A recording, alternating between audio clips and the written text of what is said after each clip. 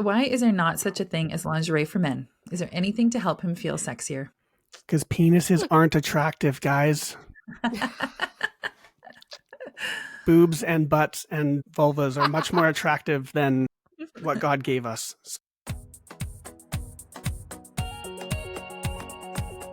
Hi there, you're listening to the Kingdom Sexuality Podcast. We're Alana, Kyle, and Tira, friends who have a heart for intimacy and long to uncover God's truth and design for sexual freedom within marriage.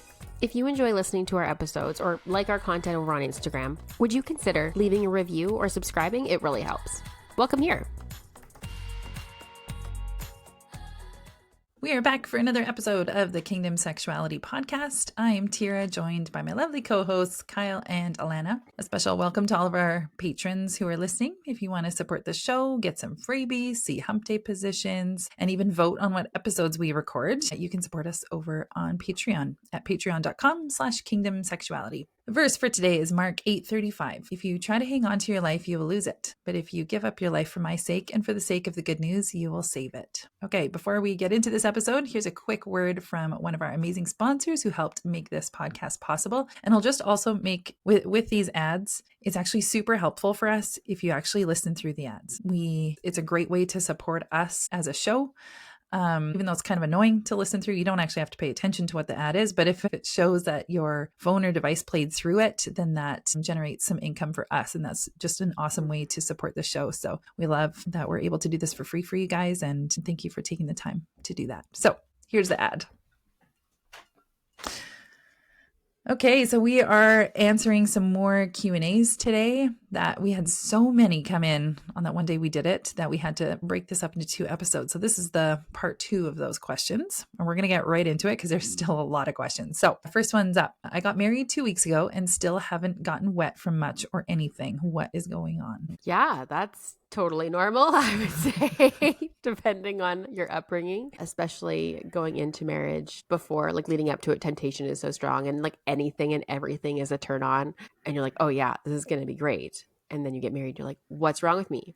This is my story, so that's why I can relate so much. If you want the expanded version, I talk about it in 220 an episode. Okay, thank you. Yeah, I think firstly, you need to have a conversation with your spouse and just chat about sex in general, your sex life, expectations, and also maybe unpacking some thoughts you have about sex or like the way you were raised. And because it's likely your mindset is having a hard time flipping the switch, which we expect it to happen really easily, to go from the no, sex is bad, sex is dirty, we don't talk about it, don't do it, to then, yay, you have a ring on your finger, go have the best sex of your lives. And it takes more time than that. So just to encourage you that you'll get there. It will happen, but you might just have to do a bit of searching to realize, okay, what do I think about sex and how is my view of sex? And maybe I feel shame around it. Maybe I feel guilt for times we did go too far before we were married. Maybe I feel like,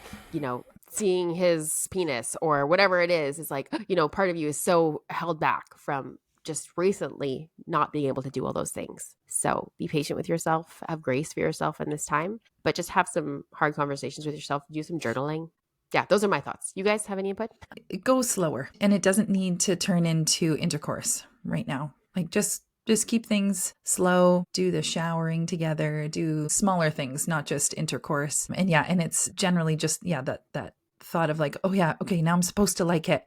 I really want to like it. I really want to like it. And just the stress hormones kind of overtake the other hormones that are going to up that drive for you that would get you wet. So eventually it's not going to be this scary, and I don't want to even say scary thing because it's not scary. It's just, there's so much anticipation about it that it's just amping up your nervous system to not cooperate with what you're doing because you're so focused on, oh, this should be working, and it's not. And so just be calm with yourself, have fun together in other ways, touch your bodies in other ways, not just trying to get into intercourse. This is why this podcast is so good, because you get 3 different perspectives, because I didn't have any of those thoughts when I saw this question. My first thought was use some lube. I was like, oh, this is a physical thing. She can't naturally lubricate, so she's going to have to just use more lube than the average woman. No problem with that.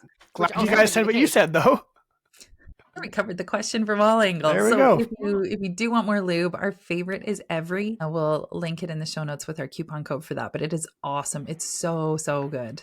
Mhm. Yeah. Okay. Next question. Is it normal for my wife not to feel pleasure with penis and vagina sex? So intercourse, no pain or discomfort, just no pleasure. Clitoral stimulation works great and other experiences have been great and no lubrication problems. I think this is a common myth that intercourse is going to be what is the most pleasurable thing for a woman. Is that fair to say? Right? Like, I think majority of the world, and like going into sex, like I'm sure I thought this too. You just, that's it. Like that's sex. Like that's what is going to feel the best. And then realizing that, clitoral stimulation works great.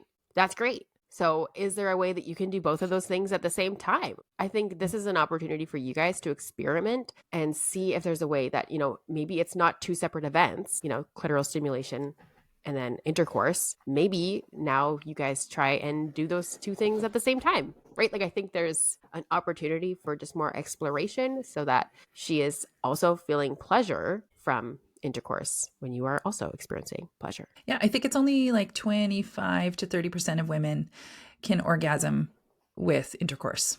So it is totally normal for your wife not to have, and I mean, to feel no pleasure. He didn't actually say orgasm, but we can kind of assume. So yeah, totally normal. So it just takes some creative play and trying to get both going at the same time.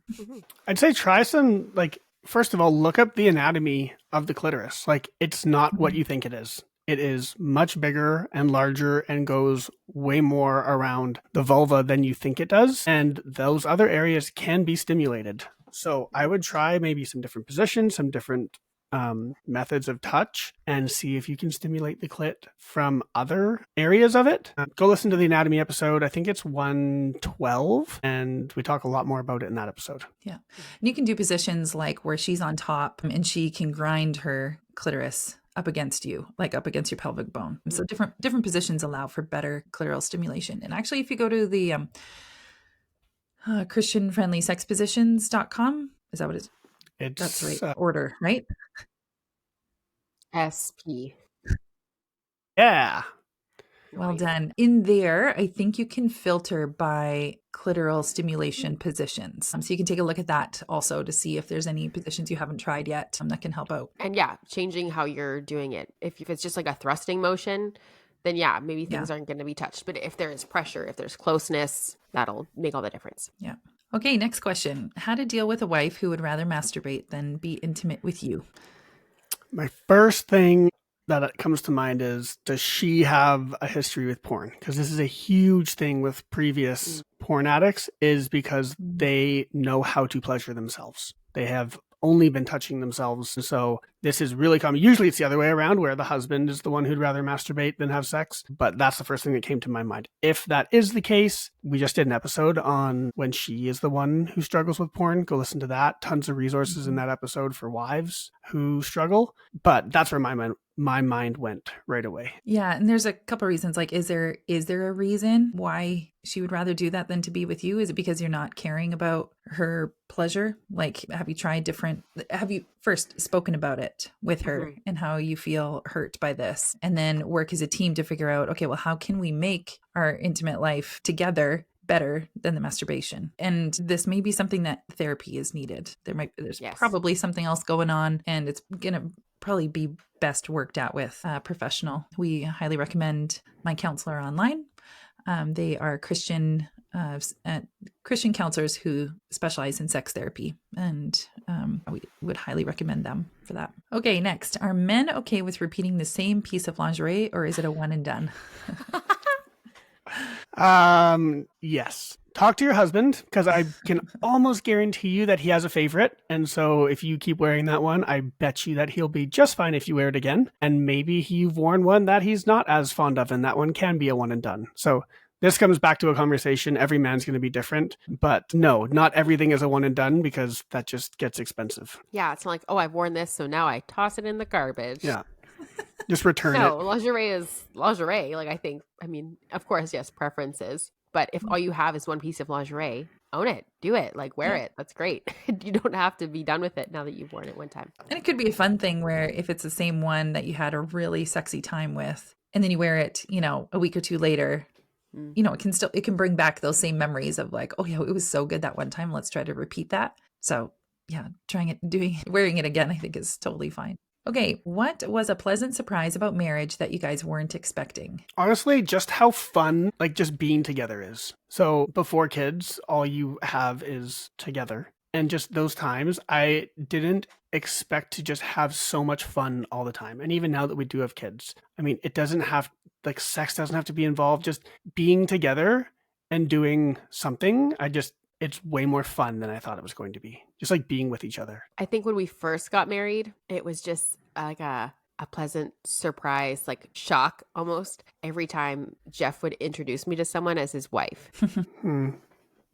Like, I think it was always like, right. Like, you forget that you're a wife now. And so I think that's one of the things that comes to mind. It was just like a really fun, like, we're married now. Yeah.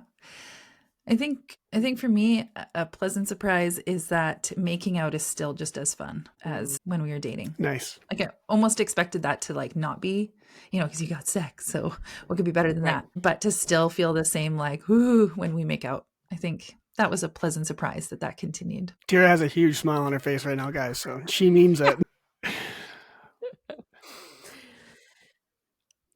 Okay. Speaking of spouses.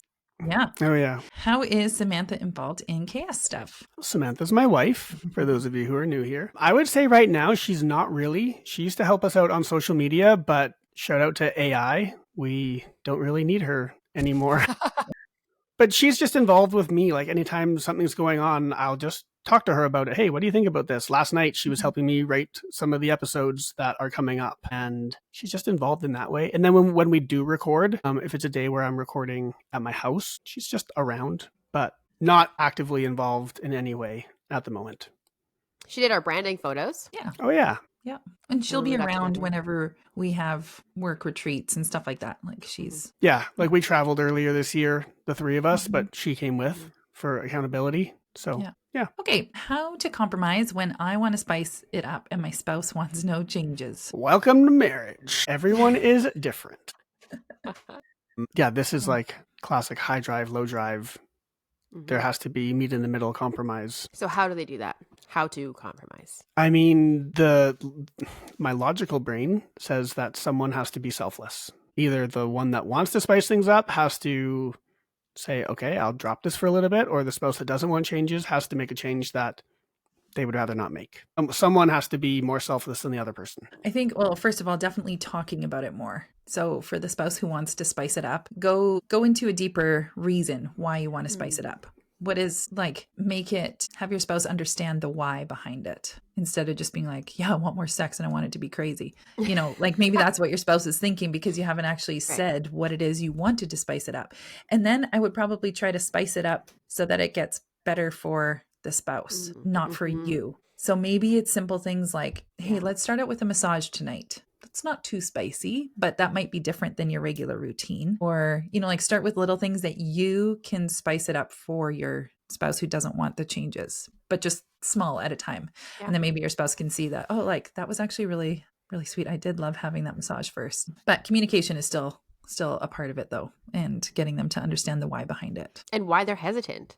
To understand maybe what's holding them back from wanting to spice things up. And if you're wanting ideas of like a simple way to spice things up, we have a free guide. So you can always get that. I'll put the link in the show notes. And they're just like really simple, using your 5 senses in a spicy way. And then we give examples of each, things like that, where maybe what you're thinking of spicing it up is like a giant leap to spicy things. Maybe it requires some baby steps along the way and some time for your spouse to also be okay with that thing that you're thinking of that's super spicy, starting with maybe smaller things, like kind of like you said here, like with a massage, but leading up to like, hey, I kind of want to try this thing.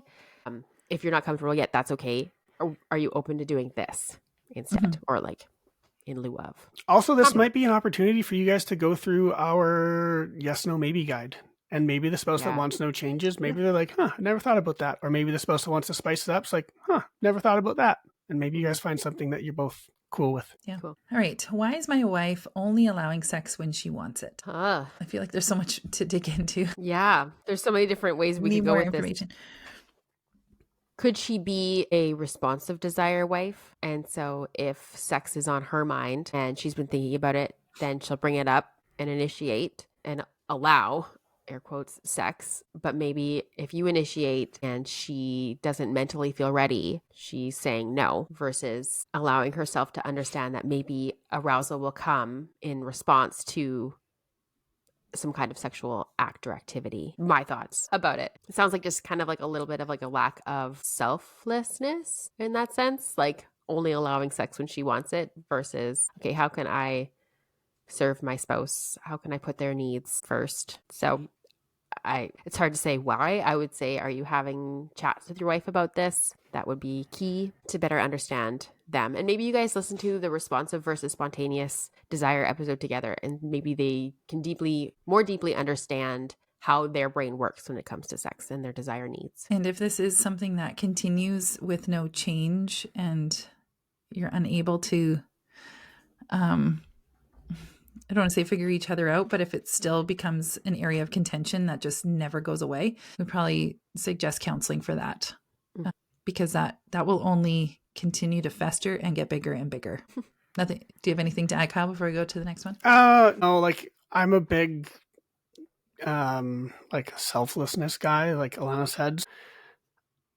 I mean, yeah, I don't know. Maybe she's just being selfish. And I don't mean that to like be rude or brash or anything, but I think very often we, and I say we as like Christian community, are quick to like call out men for being selfish, but sometimes it's just straight up selfishness. Like I'm not going to be the one to call out this wife. There's not nearly enough information here to say that she's being selfish, but I'm saying sometimes this is where community is great. Like this is where having friends you can talk to about this is great. And I hope that this wife has people she's talking to, and that if she is being selfish, that she's got people around her that are being like, hey, you know what? I'm just going to call you out. Like, you're being selfish. And again, I'm not saying that that's the situation going on here. Not enough information for me to draw that conclusion, but community is important. Who knows? It could be the husband wants to have sex twice a day and she gets to say when it's yes and when it's no. You know, like there's too many variables in that particular question. Yeah. Okay. Why is there not such a thing as lingerie for men? Is there anything to help him feel sexier? Because penises aren't attractive, guys.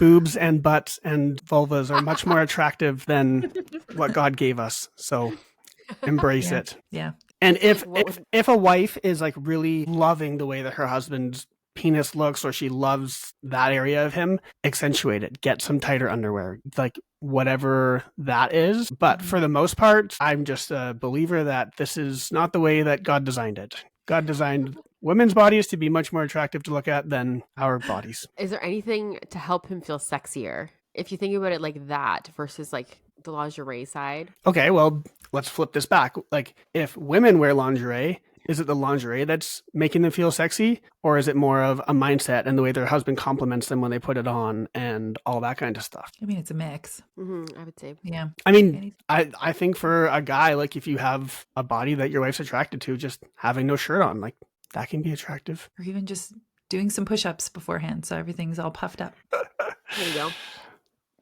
Yeah, just calling out the gold in him, like making him feel sexy by telling him things that you think are sexy about him, right? Like I think no one's gonna be like, oh, don't say that. I mean, maybe you'll dismiss the compliment, like the man, but at the same time, like lay it on him. Just tell him what you love about him, how you respect him, how he provides, or whatever it is for you that you're like, that is so sexy. Oh, you stood up for me in front of the kids. You know, you don't talk to your mom that way, you know, whatever it is, sexy. Or if there's anything that you, like as wife, you do find your husband sexy in, like a backwards hat or something, you know, like tell him that so that he knows, because then maybe he'll feel more sexy when he wears it, and he'll be more intentional about when he wears it backwards, something like that. Okay. Thoughts on Shibari from a biblical/Christian sense. Okay. So we had to look this up. I'm just going to read it. Shibari, originating in Japan, is a Japanese art form and practice that translates to tie in English.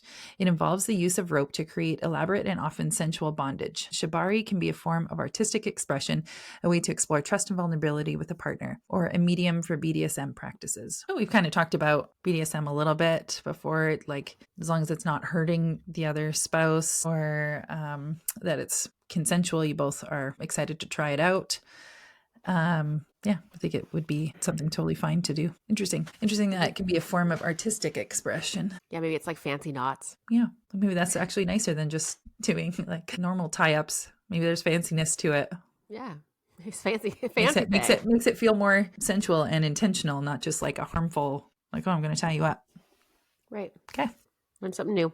Yeah. Okay. How likely is it for a woman to orgasm on the wedding night? How can I increase the likelihood? I would say your chances are probably not super high. And I don't know if you want to, I don't know. My first thought is like, oh, I don't think that should be the purpose on like trying, how do I increase the likelihood of it happening? It almost feels like you're putting too much pressure on that night. Yeah. And she's probably going to feel that. And I think it was a woman who asked this. Oh, okay. Wow. It just changes the picture, doesn't it? Like if the guy said that I was like, but the girl saying that, okay, that makes sense. She's wanting to, I guess my answer would probably still be the same though. I was going to say, I would keep it the same because if you're focusing on that so much, like being a wedding night or not, if it's something you're struggling with and like it's all you can think about and focus on when it comes to sex, your mind's not going to be in the right place to even have an orgasm because you're going to be way too in your head and focused on what you're trying to do. Yeah. So I would just say relax and enjoy your first night together and then continue exploring as you continue on your journey into marriage. Okay. Favorite after the moment thing to do? Sleep. Some people are big on snacks. Like where did I recently see? Someone asked like, what's your post-sex snack? I'm like, what? Sleep. That's my post-sex snack. Like, I'm going to bed. Yeah, but what if it's like a daytime quickie or... Yeah. I don't know. We don't have a post-sex ritual. We just get on with life. I don't know. Yeah. On to the next thing. Quick snuggle, maybe. Soaking in the afterglow. There you go. Apparently what it's called. All right. Married 6 years, and I feel like her sex drive and our sex life has slowed way down. Help? Well, take inventory. Yeah. What's going on in life? Why do you guys think this is going on? Take an inventory of where you're at, where your stress levels are at, what your schedules look like, all that stuff, and then go get some counseling. Also age, potentially, like going into perimenopause can lower your sex drive. If she's on any medication, a bunch of medications can lower your drive. Yeah. I would say even listening to the Prioritizing Intimacy episode and like checking in with like your schedules, taking stock of emotional intimacy. Is there hurt feelings that, maybe there's just more going on than it just seems like disinterest in sex? Like maybe there's actually more going on than Okay. How to take unholy and sexual taboo thoughts captive during sex and get rid of them. I mean, praying before you even start would probably be a good first step. I would say like all the same things I say when people have brought this up in the past, like make sure that your eyes are open so you can physically be focused on your spouse, which means there needs to be some form of light so you can see your spouse, talking to each other. Yeah. Doing all the things so that you're focused on the moment and you don't really have time for these other thoughts to take hold. Yeah. And then I guess that episode that we have on thoughts during sex probably covers some of that. So you can go take a listen to that. And I think too, even like, the asking the Lord to renew your mind, right? Like taking a Bible verse on your mind and praying it over yourself. Like, no, like I am choosing to intentionally think about my spouse. Like, Lord, help me to renew my mind and like refresh my thoughts. And I think. And I mean, if you're finding this to be like a huge deal every time, I would almost say like maybe going to a counselor for a short time to kind of dig into why these thoughts keep coming up. Why is this taking such a hold on an important part of your life that you can't seem to get a hold on? So that's okay to get some help for that. Don't be ashamed to talk about this with somebody in a professional sense. Okay, recommendations for a couple's devotional. The Marriage Gift. Oh, yeah. We interviewed them on episode, I want to say it's 154. It's all about spiritual intimacy. It's 365 days of couples prayers. So to pray together and then discuss. It's always got a verse and a prayer. So that one's great. And then that's the first one that came to my mind. I mean, even if you're wanting to do devotional stuff together, that's not necessarily an actual like couples for your marriage. And I'll just pause. If you're on YouTube, you should go, you'll be able to see Alana holding up the marriage gift and what it looks like. So it says a daily devotional journey to inspire, encourage, and transform us and our prayer life. So these literally are like prayers for you guys to pray as a marriage as a couple. And then there's like a verse at the end, which it's not so much, I guess, a devotional in that sense. It's more of a prayer. Yeah. But what I was going to say is, like Kyle, you and Sam do dwell together, like something like that. So it's not necessarily like a marriage devotional, but it's doing a devotional as a couple. So do you want to share kind of what you do on there? Yeah. So we use the Dwell app, which is like an audio Bible app. Fantastic. Yeah, we all love it. Yeah, link in the show notes and a discount code. And so they've partnered with the Bible Recap, which is Bible in a Year chronologically. And so we'll listen to the passage and then we'll listen to the commentary each night. And that's kind of our way of doing devotional together. It's got nothing to do with being a couple. It's just got to do with understanding the Bible. Yeah, that's good. Okay. We also have a free marriage devotional. Oh, yeah. Freebie, by the way. It's just a little short thing. It's just really small, but I can link that in the show notes as well if you want just something.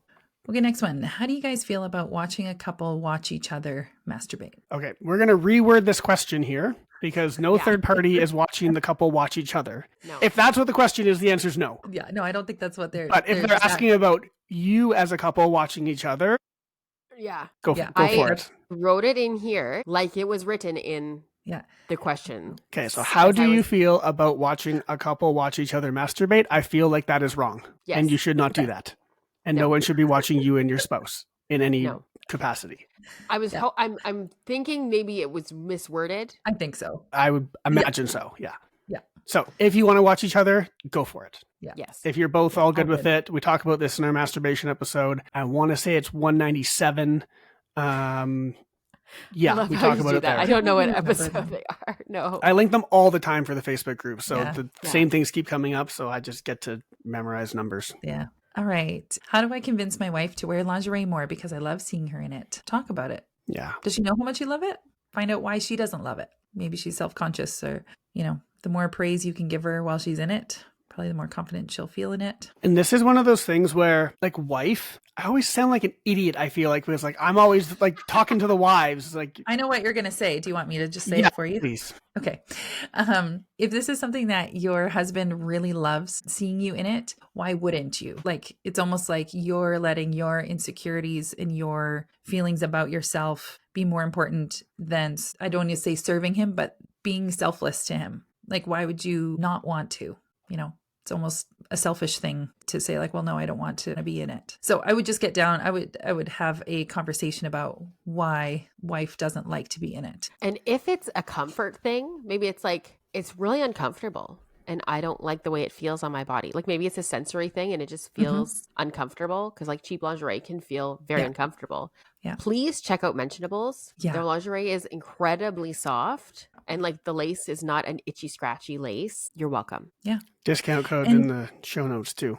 Yeah. Yeah. And maybe if you, as a couple, you have a lingerie budget every month where she gets to go out and doesn't feel guilty about spending. Because maybe it's that. Maybe she just feels like it's a frivolous expense that she's like, why would I spend that? I only wear it for like the 1 minute and then you take it off. It's such a waste of money. Like, I don't know what her reason is for not wanting it, but maybe if you have that in your budget where she doesn't have to feel guilty about spending, or maybe it's, spending money on more comfortable and quality lingerie. And I feel like there's a lot of different ways to see this. And like time, maybe it's like, well, you're already in the bedroom. Why would I go and put lingerie on and come back? Like maybe it's where you plan your sexy bedtime routine in such a way that there is an opportunity for her to get the lingerie on, like have some time in it by herself, just to feel comfortable, to be, feel sexy, to feel how she wants to feel before sex. Maybe it's lighting candles or doing whatever it is to set the mood. And then you come into the room or whatever it is, right? Like if it's like a weird timing situation where she's like, it's just, why would I, like you said, like waste of time, waste of money or whatever. It's like, well, let's set it up for success. So it's happening in a way that is a positive sexual experience for her as well. Love it. Did we cover the things that you wanted to cover, Kyle? Tira nailed it. Okay, good. Okay, next one. How do we elevate our sex life? Okay, so I don't know every episode, but I had to look this one up. We just did one called Level Up Your Sex Life, episode 228. Perfect. And it's like we give you guys some level 1 things to try, some level 2 things to try, and some level 3 things to try. And there's got to be like over a dozen different things in that episode. So go give it a listen. Yep. Yeah. And any of our sex challenges too. Yep. Probably be creative. Okay, next one. How to get over the icky feeling of dirty talk when spouse wants to incorporate it. Okay, I think first you need to reframe this idea of dirty talk. It has I think the name like kind of sucks. It's a bad name for it because right away it has a negative connotation of like being wrong. Yeah. Think about this as like sexy talk and reframe the idea of it more so to the fact that it doesn't have to be like you like being rough or swearing at your spouse or anything like that. It can just be like, hey, that feels really good right now, or like keep going, or whatever you want to say. It's more just communicating during sex than it is like dirty talk. And if your spouse is saying things like swearing or saying things that make you feel icky, like that requires, I think, a conversation to say like, hey, here are some things that I would love to hear during sex versus maybe what's actually being said. Give it a try. I mean, you're only going to get over the icky feeling by trying it. Like there's no magic secret sauce that we're going to give you that's like, oh, if you do this one thing, the icky feeling is going to go away. No, it's going to go away over time of you slowly incorporating this into your life and becoming more comfortable with it. And we have an episode on it called Talk Dirty to Me. Except we should change it now to Talk Sexy to Me.